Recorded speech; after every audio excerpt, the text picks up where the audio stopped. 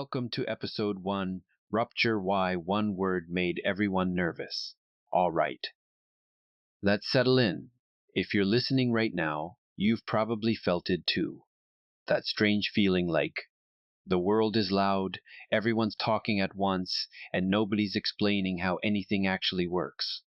Don't worry, you're not behind. You're just being rushed. And today, we're slowing it down. Here's the good news.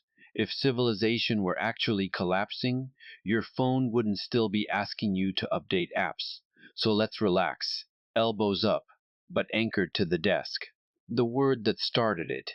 At Davos, Mark Carney used a word that didn't sound dramatic, but landed like a dropped glass in a quiet room. Rupture, not chaos. Not collapse, not enemies, just rupture, meaning a gap between what is said and what is actually happening. That's it. No villains named, no fingers pointed, and yet systems reacted like someone yelled fire in a library. Why rupture is dangerous to power? Here's the thing young minds need to understand. Power doesn't fear criticism. Power fears clarity. Because once people see where promises stop, where mechanics start, and where reality refuses to bend, you can't unsee it. Rupture is not an insult. It's a measurement, and measurements make people uncomfortable. The reaction expected, not mysterious. What happened next wasn't shocking. Media rushed in to say, "Nothing to see here." Bloomberg practically patted everyone on the head and whispered, "Scratch out the word rupture to transition, and if any CEO need medical attention, inject morphine." Then Scott Bessent stepped up and suggested Carney should walk it back, which was interesting because Carney never changed his words. In fact, he reaffirmed them. That tells you everything. When people argue with a word you didn't retract, they're not correcting you. They're managing anxiety.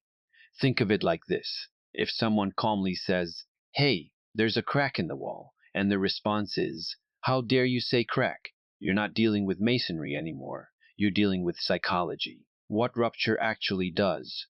Rupture does three dangerous things. It slows the conversation. It forces explanation. It removes the comfort of slogans. That's why it's powerful. And that's why, almost immediately, something shiny appeared to distract everyone. Enter the big number, 500 billion. A number so big your brain stops asking questions. Gold rush psychology. Not a contract, not a mechanism, just adrenaline. Because when people feel uneasy, offering certainty feels like leadership, even if it's just a story. It's the political equivalent of saying, "Don't worry about the fire alarm. Look at this very large, very exciting treasure map. Maps are cheap. Gold is heavy." Why this series exists? This is why we're doing this series. Not to panic, not to worship mascots, not to chase villains, but to understand the mechanism. Because no scheme, no matter how clever, works without misalignment, confusion, and people rushing instead of thinking. Rupture interrupts that rush. That's why it matters. Grounding the listener. So let's be clear. Nothing collapsed. Nothing was signed. Nothing was secretly handed over. What happened was psychological pressure, and pressure always makes noise. Your job as a citizen isn't to shout louder. It's to ask, where is the rupture? What is being claimed? And what actually exists beneath it? Next episode, we'll put this on the board, literally. We'll map facts, claims, and the psychological mechanism in between. Because once you can draw it, it stops running you. Until then, elbows up, feet planted, desk steady. This is Rupture. Welcome episode 2, The Gray Zone, How Confusion Becomes a Political Tool. Welcome back. If you listened to the last episode, you already know this much. Nothing exploded, nothing collapsed, and nobody handed anyone the keys to the country. What did happen was quieter and more important. A word was used, rupture. And then, very quickly, things got fuzzy. Today, we're talking about the gray zone. Not good, not evil, not illegal, just unclear enough to work. Here's a useful rule for life. If someone tells you, "Don't worry, it's complicated," What they usually mean is, please don't slow down and look at it. We're slowing down anyway. What the gray zone is, plain language. The gray zone is the space between what is provably true and what is emotionally convincing. It's where slogans live. It's where urgency thrives. It's where nobody technically lies, but nobody explains either. And politics?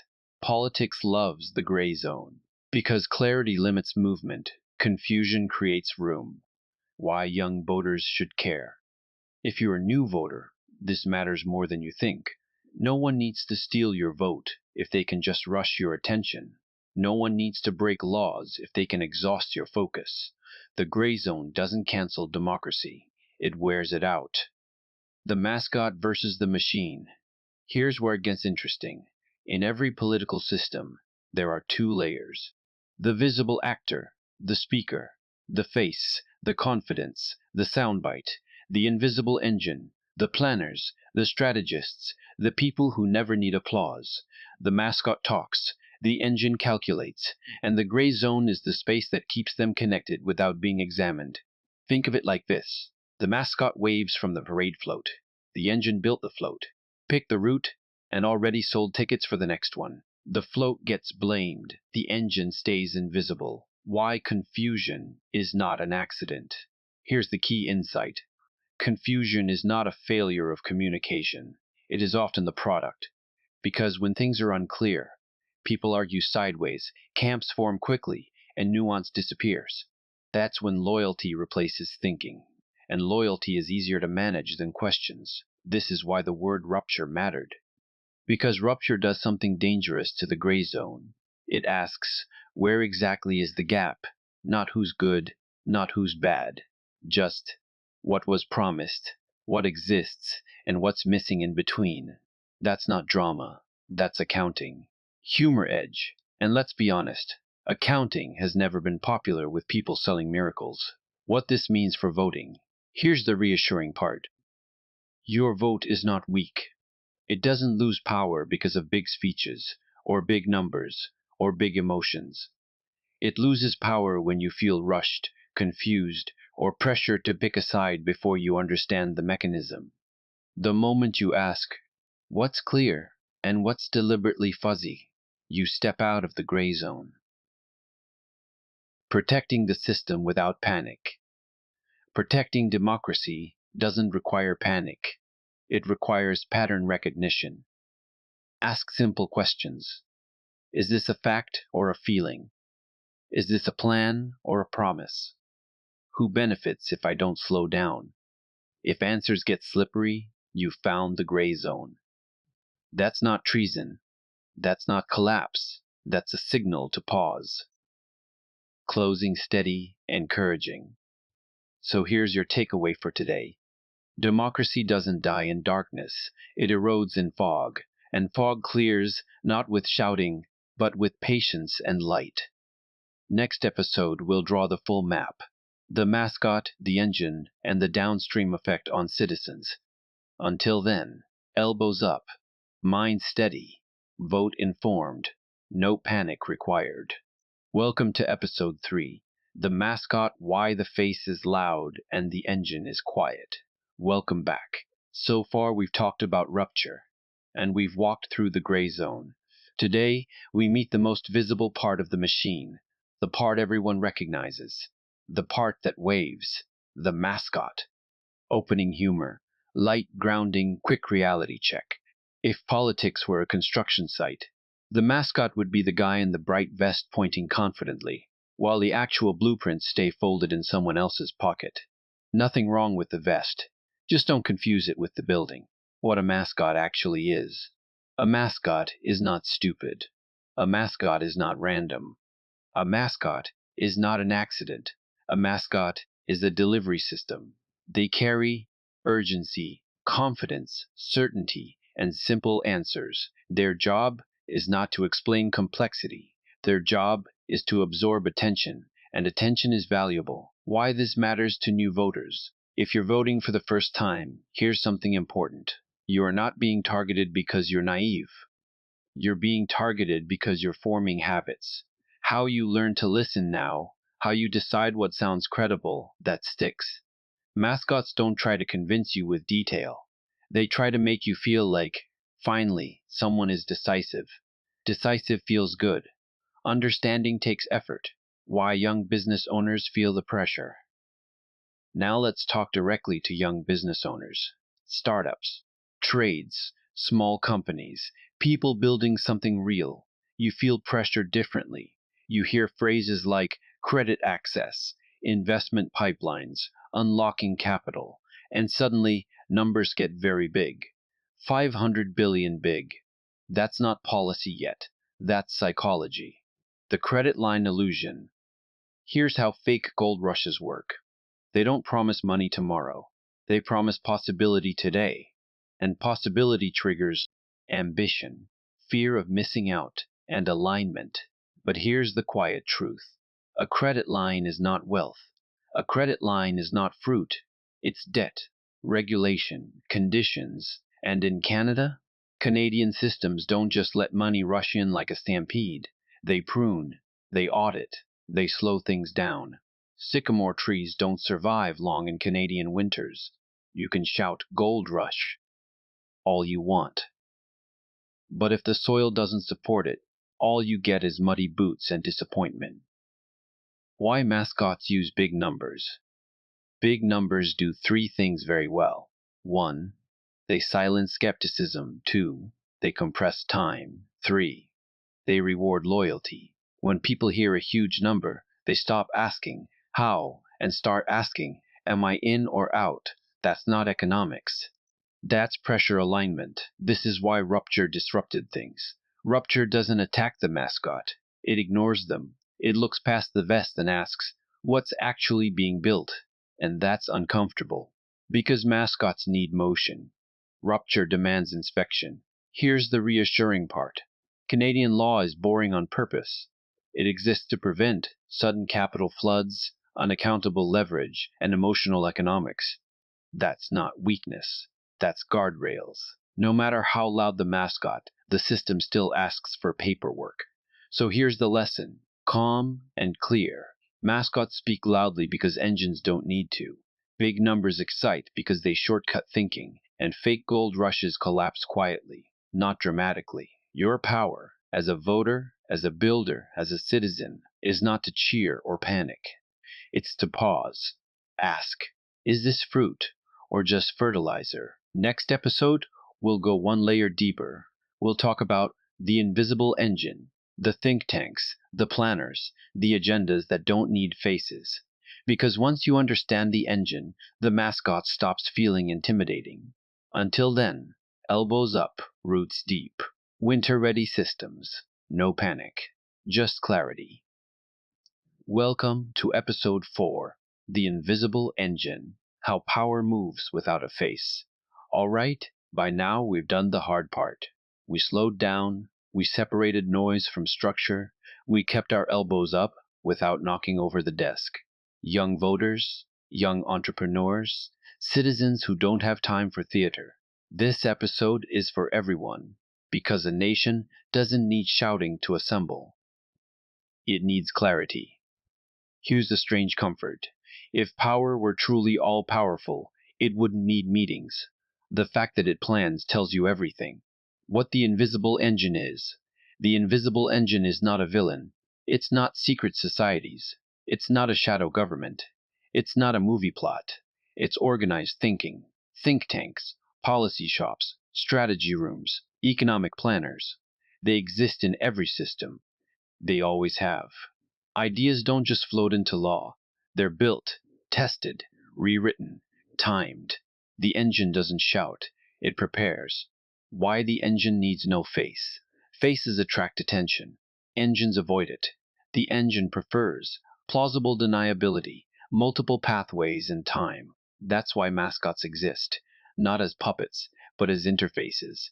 The engine designs the terrain. The mascot walks it. Think of it like plumbing. You don't see it, you don't clap for it, but when it fails, everyone notices. Where citizens often feel powerless. Here's where people get discouraged. They think, if there's an engine, what can my vote possibly do? That's the wrong question. The engine doesn't fear votes, it studies patterns. What it fears is alignment, literacy, and citizens who understand mechanisms, because engines depend on predictability. Clarity disrupts prediction. Connecting the series so far. Let's assemble what we've learned. Rupture names the gap. The gray zone hides the gap. The mascot distracts from the gap. The invisible engine tries to manage the gap. Once you see that, panic disappears. You're not being hunted, you're being measured. And measurement works both ways. The vote as a tool of clarity. Here's the central truth of this series. Your vote is not a scream. It's not a protest sign. It's not a lottery ticket. Your vote is clarity formalized. Says, I see the mechanism. I understand the trade-offs. I choose deliberately. That is power. Quiet power. Durable power. Unignorable power.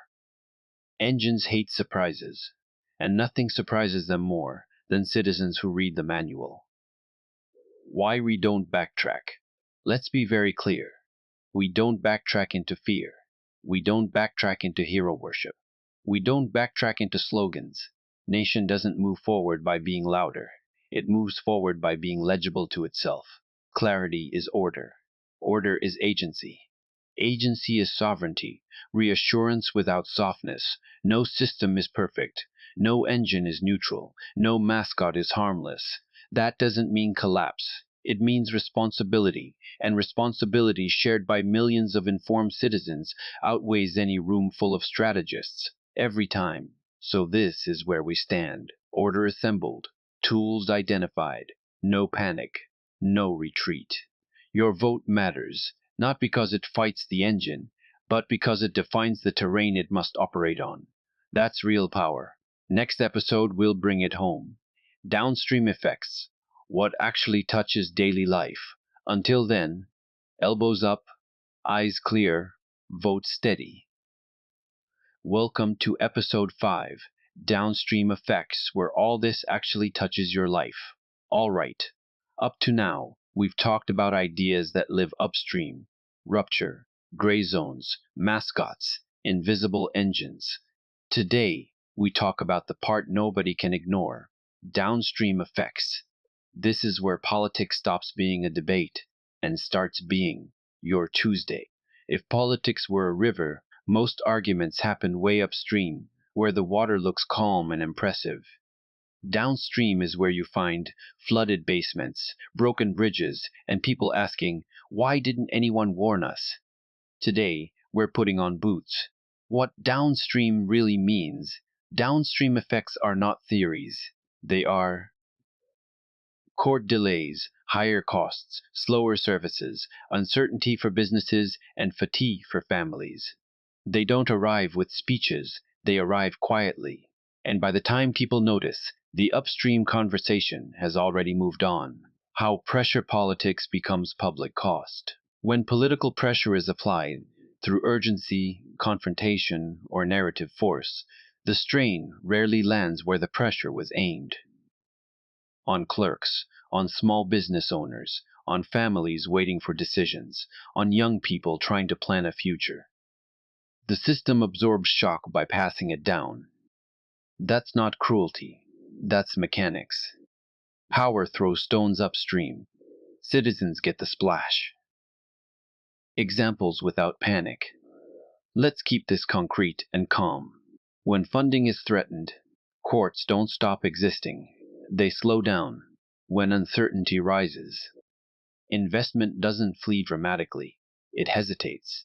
When narratives clash, citizens don't revolt. They disengage. None of this looks dramatic on television, but it adds up. For young voters, if you're a new voter, hear this clearly.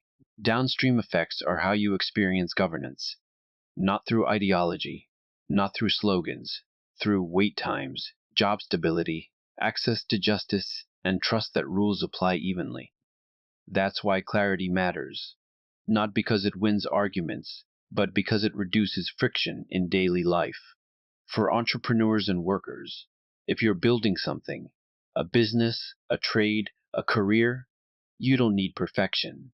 You need predictability. Markets don't fear regulation, they fear confusion. And confusion doesn't come from laws, it comes from pressure without explanation.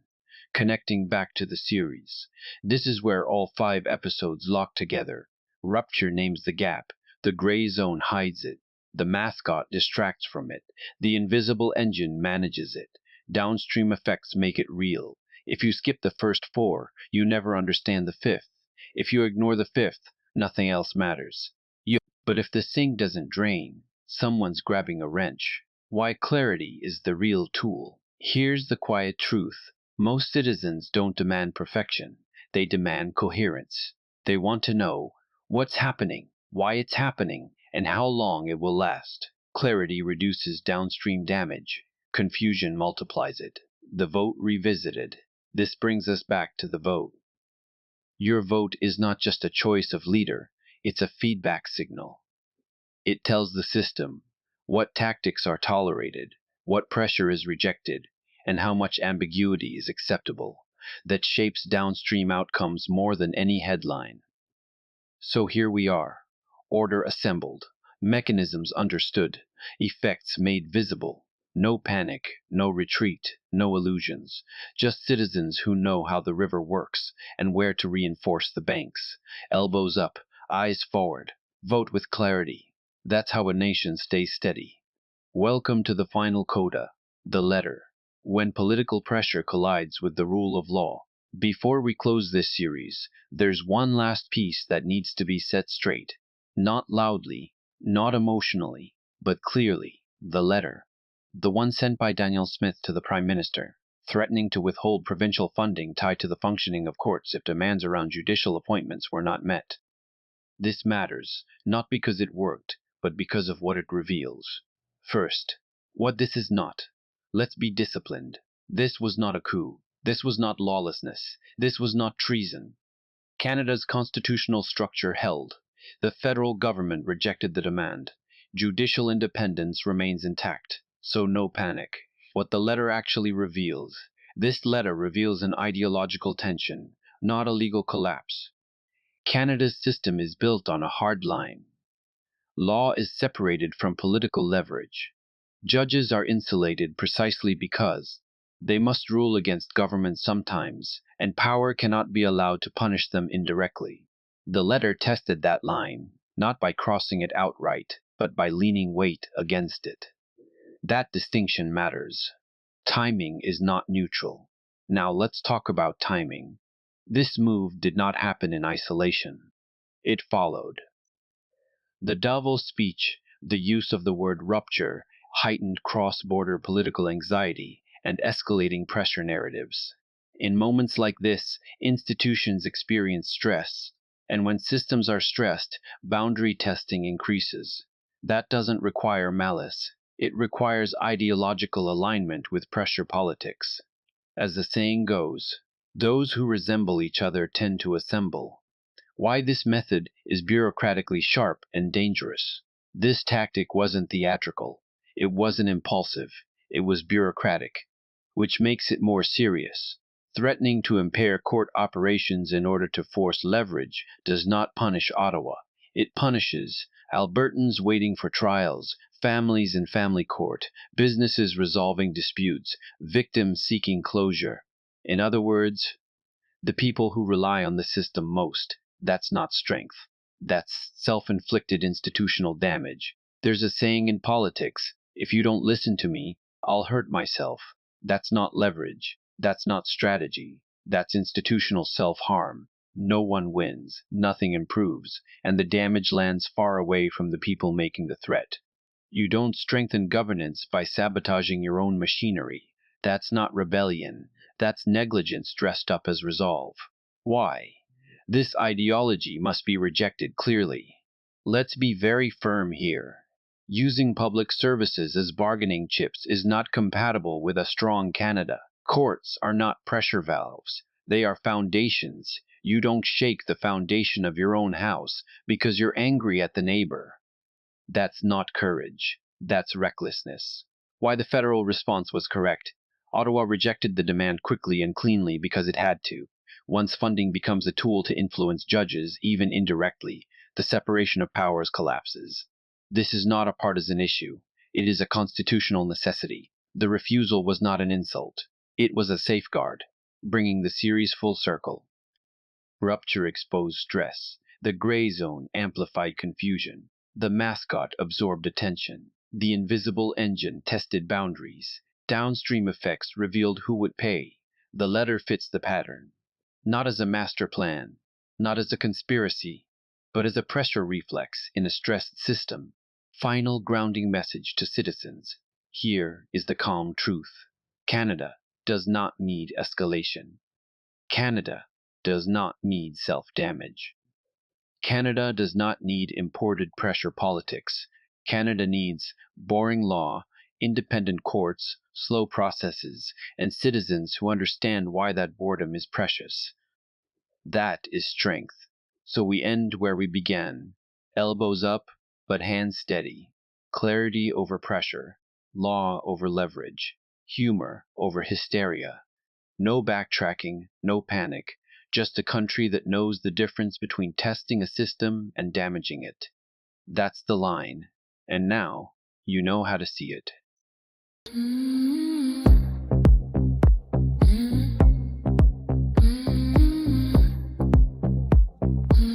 Yeah. Breathe. World loud. I know. Markets twitch. Politics yell. Headlines run like they late for hell. Elbows up, feet don't slide. No panic. I'm planning. Think tanks think that ain't treason. That's human scheming since caves of reasons. Small plans, big towns, wild thoughts turn laps. Mine got mapped before they elbow had ads. No golden age, don't myth the past. It left with the phone that you had to dial fast. So relax, power always thought. Difference now, you can hear it call. We don't panic, we focus. Confusion steals grip, clarity holds it. Elbows up, feet on the ground. That first thing second, panic never now. Elbows up, feet on the ground. World spins loud, we stay sound.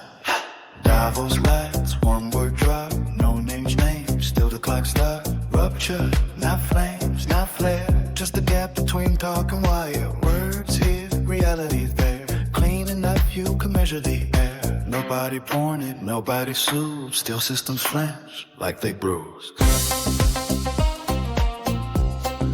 Nothing to see, walk it back. Funny thing, the words stayed flat, arguing with language that won't retreat. That ain't policy, that's fear in a suit. And right on time, magic trick math. 500 billion gold rush flash. No boats, no frame, just hype on wheels. Dopamine dress, it's frontier deals. Big enough loud, big enough run. Turn alignments into adrenaline fun. That ain't finance, that's crowd design. Elbows up, feet on the ground. Pressure yells, we don't bow down. Elbows up, the trick, don't chase the sound. Quiet knock, institution door, side angle tension, judicial floor. Not today's chapter, that's season 2. Pressure never hits straight through you. Watch the angles, watch the seams. Side doors move when the spotlight beams. I don't count kings, I don't hunt snakes. Jokes pull rules from plastic fakes. Laugh at fear, it hates the light. Truth love jokes when proof. Like no scheme work without misalignment. Fog in the lens, rushed excitement. Slow it down, conscience breathes. Black stays black, yes stays clean. Gray stops running the room when rhythm replaces the scene. Citizens, solo think tanks. One mind, one vote, no panic. Elbows up, feet anchored. Next lesson, rupture.